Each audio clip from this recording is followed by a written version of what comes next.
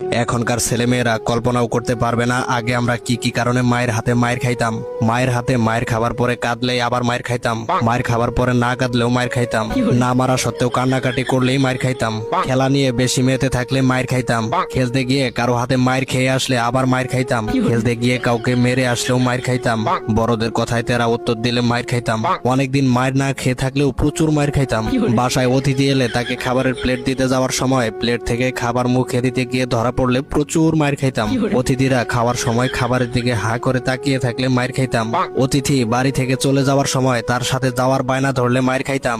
সন্ধ্যা নামার আগে বাড়ি না ফিরলে প্রচুর মায়ের খাইতাম। প্রতিবেশীর বাড়িতে গিয়ে খেয়ে আসলেও মায়ের খাইতাম। কারো সাথে মারামারি করে হেরে এলে যে কি পরিমাণের মায়ের খাইতাম।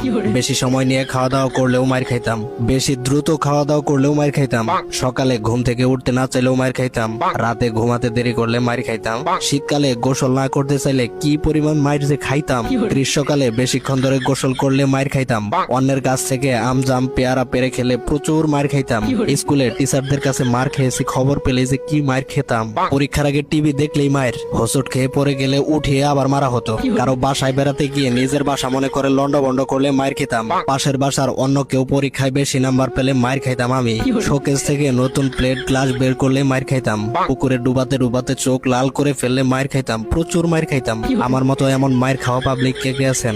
ছোটবেলার স্মৃতি মনে করতে ভিডিওটা শেয়ার করে টাইমলাইনে রেখে দিতে পারেন।